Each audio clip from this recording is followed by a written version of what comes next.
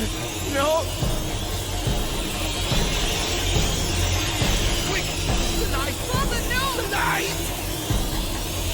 Got it!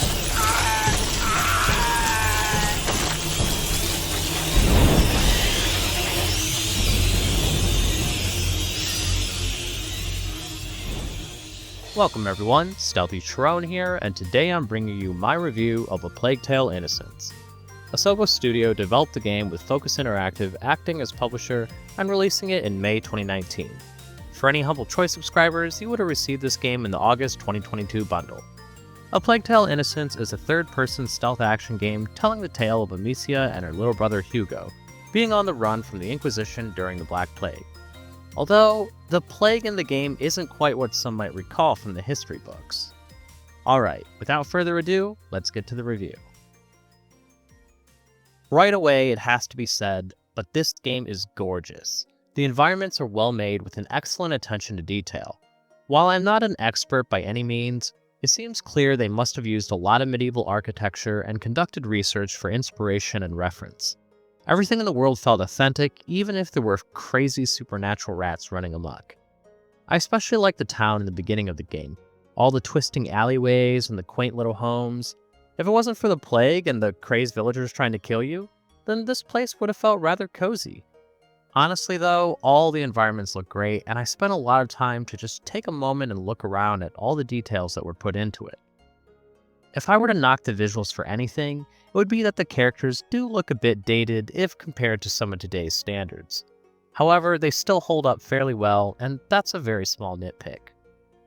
The audio design for the game was great as well. Things sounded as they should be depending on where the sound took place, such as inside a cathedral hall or outside in a clearing.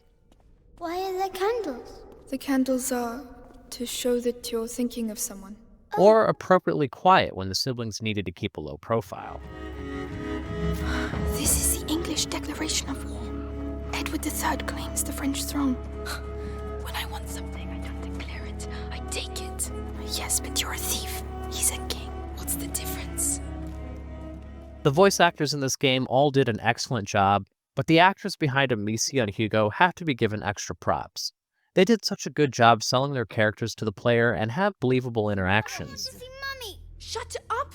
You're going to get us killed. Mummy will protect us! That's enough. I want to see Mummy! Mummy is dead, Hugo. You'll never see her again. Or Daddy. Amicia. You're lying! They were killed at the house. Both of them, so shut up. Lying! I hate you! Please stop. Hugo, no! I especially liked Hugo given his tendencies to just act like the 5-year-old kid that he is.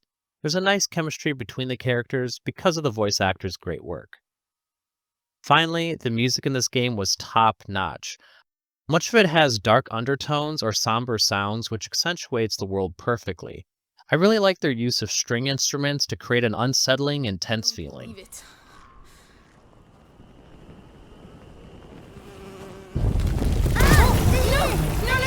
The door! Get... Calm down. It's all right. They can't reach us. Come on, let's go. The night is making them come out! We'll be all right if we stay away from them. We need fire! We have to get out of here. Amicia, there's some fire up there! Let's go. The torch! Quickly! Hurry! The timing of many of these tracks worked really well with the gameplay. There were several moments that I could remember perfectly just from listening to that specific track. Overall, it's exceptional what a smaller studio could do. The presentation alone shows how much love was put into the game, and luckily, this spreads to other aspects as well. A Plague Tale Innocence starts, well, innocently enough. Amicia is having a friendly outing with her father, where she's shooting apples with her sling and hunting a wild boar. You know, normal father-daughter activities. However, tragedy strikes when her dog is killed by mysterious means. However, that's only the start of Amicia's bad day. Upon returning home, the Inquisition arrives and is searching for her little brother Hugo. Amicia's father is killed before he can get any real screen time, and both Amicia and Hugo escape from the Inquisition. In their escape, a bunch of rats explode from the ground and start chasing after everyone. Obviously, Amicia and Hugo get away, but what the heck is going on? Well, Plague Tale takes place during the mid-14th century during the Black Plague, as mentioned. Although, I think it's best to take this as an alternate history or some fantastical version of our own world. Because this Black Plague is on steroids, at least when it comes to the rats. They are crazy, everywhere, and hungry for flesh. And I mean crazy. We get Ratnados, so it doesn't get much crazier than that. No! What are they doing? Areas throughout France have been riddled with these rats killing everyone in their path, and the Inquisition seems to know something about it and its connection to Hugo. Amicia's brother has something in his blood that makes him sick and is connected to the rats in some way. It's with this knowledge that Amicia tries to help her brother. Along the way, they meet other children, being Lucas, an apprentice alchemist, Melly and Arthur, twins who are thieves, and Roderick, a blacksmith apprentice under his now deceased father. The relationship between Amicia and Hugo is well done and believable, as Amicia becomes very protective of her little brother. I like their banter, but unfortunately other characters vary in their development. That's not to say what writing was there for the characters was bad, but that I wish they had more time to develop each character. The primary thematic centers around a tale of familial love and care between siblings, and what one would do for another, even sacrificing their said innocence. Actually, I was a bit surprised with that. In one moment very early on, Amicia is forced to kill a man who is trying to go after Hugo. She has an optional story moment where she reflects on this and is obviously shaken by her actions. Forgive me for the evil I have just committed. I never... Amicia, you're really squeezing me. Sorry. Originally, I thought the game might have two different endings, the so-called bad ending, where Amicia killed too many people and this greatly affected her psyche, and one where you found other ways to get past enemies instead of resorting to killing them. However, this wasn't the case. I was fairly happy about that because that would have driven me up the wall to constantly need to reload my game if I killed someone, but it still was surprising. That said, there are some moments throughout certain levels where it might seem like killing is the only way past a particular obstacle, but it's not really. There were even a couple achievements that reward you for not killing certain people, which I was pleasantly surprised when I stumbled across them. Although, the bottom line is that your choices do not affect the story in any big way. Just might affect what dialogue is said at that particular moment. The fantastical elements of the story did get crazy, but if you can suspend your disbelief and take it as a fantasy title rather than a historical one, which you really should, then I think it made for a really enjoyable story. Plague Tale, as mentioned, is a stealth action game with its focus being on the stealth.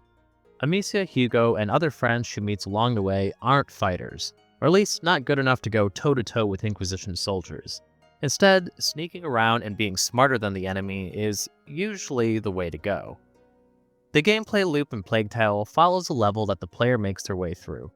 As they progress, they're presented with sections that either have some sort of puzzle to solve or enemies to get past, sometimes both. And many times, add some flesh-eating rats to the mix for good measure. The stealth sections start simple enough, but get more complex as the game goes on and you gain more tools. Obviously, the primary objective in a stealth section is to not be seen or get caught. You sneak around by hiding in tall grass or using objects as cover to hide your approach. Timing is important when getting past moving guards, but other times you need to create distractions. Sometimes this can be tossing a stone at some conveniently placed crates of metal armor, and other times it's throwing a breakable pot. Stealth is fairly forgiving though. The soldiers tend to be peripherally blind and can only really see you if you're in front of them. Noise does play a factor, but you'd have to be running around for them to really notice you, or accidentally walk into some stray bottles. And if they do notice you, then they have to reach you first before it's game over. If there's enough room, you could usually get away, and then they suffer from a severe short-term memory lapse as they decide it was the wind or something. However, in many instances, the best way past enemies is to kill them. But wait, I hear you say, didn't you just say that Amicia can't fight? Well, yes and no. Amicia has a trusty sling that she's actually pretty good at using. You'll be using it for puzzle solving to shoot down objects, open doors, or use some of the specialty ammo, such as Ignifer, to do things like lighting a brazier. But of course, what good would a sling be if you couldn't toss a rock into someone's skull? Normal enemies, meaning the ones without helmets, can be taken out fairly easily. Players can very early on get a sling upgrade that allows for kills with headshots, so wrecking the Inquisition can get a bit easier. Although, the Inquisition is fully aware of the importance of an intact brain, and many of them do indeed wear helmets. Luckily, alchemy comes to Amicia's rescue. Along her adventures, she'll come across different ingredients that can be used in a variety of alchemical mixtures that she learns. One such mixture is Devorantis, which can melt metal. Use this on a bucket-headed guard, and he'll be rushing to pull that sucker off for you to line up another shot to finish him off. Alchemy provides several more options as they become unlocked. There's Somnum that can incapacitate guards and be used as a last-ditch effort if they catch you. To go along with the aforementioned Ignifer, there's also Extinguish, which puts fires out. And why would you want to do that? Well, one might think it would be to mask your movements, but the real answer is rats. By now, I've made mention of the rats in Plague Tale, but this is really one of those back-of-the-box features of the game. When rats are in a level, which they usually are, there are a ton of them. Supposedly, a Plague Tale Innocence can have up to a staggering 5,000 rats on screen at once, which is insane. These rats are everywhere, and they eat practically anything with meat on its bones. If you or one of your companions steps foot in the rats or strays too close to them, well, that's game over as you hear the screams of your character getting eaten alive.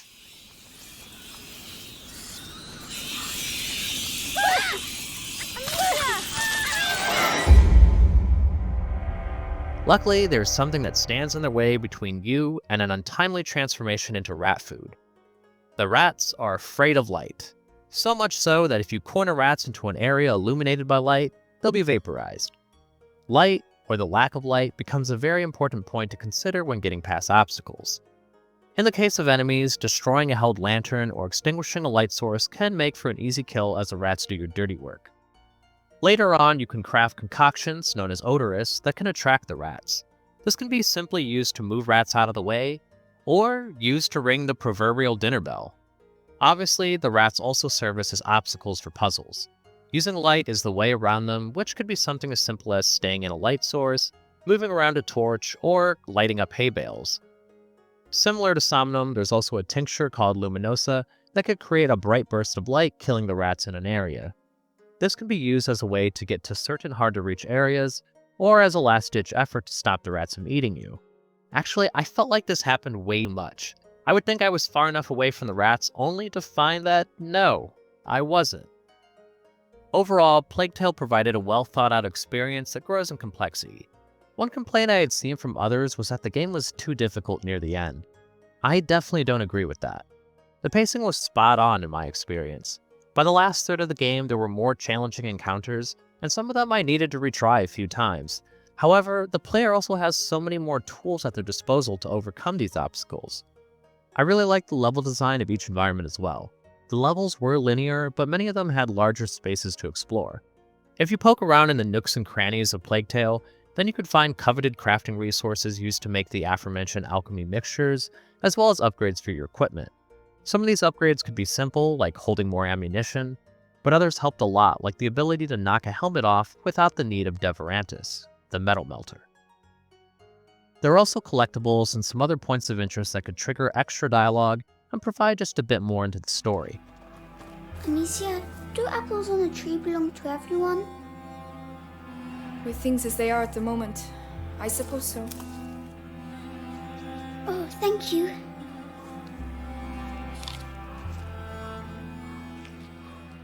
I really appreciated when the game rewarded me for going off the beaten path or taking that risk that I didn't need to.